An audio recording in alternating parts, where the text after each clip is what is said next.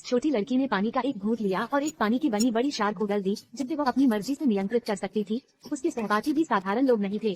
इस लड़के की गर्दन 9 मीटर तक लंबी हो सकती थी। उसका शरीर रबर से बना था और शरीर का कोई भी हिस्सा मनचाहे तरीके से खींच सकता था। इस लड़की की आवाज बहुत खास थी। वो ध्वनि तरंगों के माध्यम से किसी भी वस्तु को नियंत्रित कर सकती थी। असल में वे सभी सुपर हीरो के बच्चे थे और इस कक्षा के सभी बच्चे अपनी अपनी सुपर पावर रखते थे। उनमें से एक था बदलाव का मास्टर जो रूप बदल सकता था, ड्रैगन फीनिक्स जो समय को आगे और पीछे कर सकता था, और फास्ट बॉय जो इतनी तेजी से चलता था कि समय में विकृति आ जाती थी और उसकी हरकतें धीमी हो जाती थी।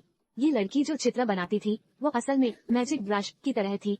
ये लड़का और भी अद्भुत था। वो सभी सुपर पावर को एक साथ रखने वाला ऑलराउंडर किंग था, लेकिन ध्यान की कमी के कारण उसकी सुपर पावर अक्सर नियंत्रण से बाहर हो जाती थी। मुख्य बात, छोटी लड़की, भले ही उसके पास कोई सुपर पावर नहीं थी, लेकिन उसकी बुद्धिमत्ता 250 और भावनात्मक बुद्धिमत्ता 520 थी।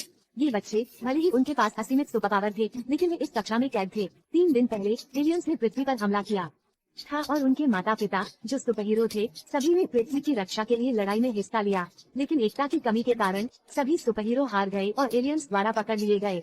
इन सुपर हीरो के बच्चों की सुरक्षा के लिए हीरो मुख्यालय ने इन बच्चों को शरण स्थल में बंद कर दिया, लेकिन अपने माता पिता को बचाने के लिए छोटी लड़की ने अपने दोस्तों के साथ यहाँ से भागने का फैसला किया, लेकिन उन्हें गार्ड्स ने रोक लिया। लेकिन ये साधारण लोग सुपर हीरो के बच्चों के सामने टिक नहीं सके। उन्होंने गार्ड्स को आसानी से हरा दिया, लेकिन जब वे हॉल में पहुंचे तो दर्जनों गार्ड्स ने उन्हें घेर लिया।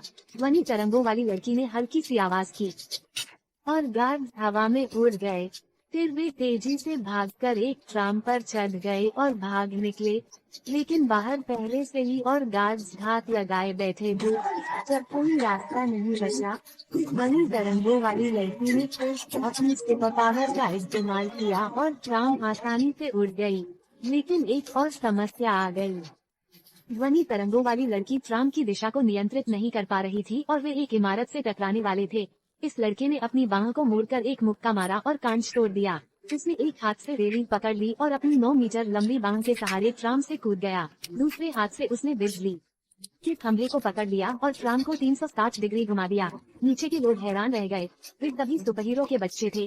फिर वे छोटी लड़की की दादी के घर पहुँचे। छोटी लड़की की दादी एक महान व्यक्ति थी जिन्होंने कई सुपर हीरो को प्रशिक्षित किया था। जब उन्हें पता चला कि एलियंस ने पृथ्वी पर हमला किया है, तो उन्होंने इन बच्चों को कड़ा प्रशिक्षण देने का फैसला किया। कुछ दिनों के प्रशिक्षण के बाद बच्चों की सुपर पावर में काफी सुधार हुआ और एक सुपर टीम का जन्म हुआ।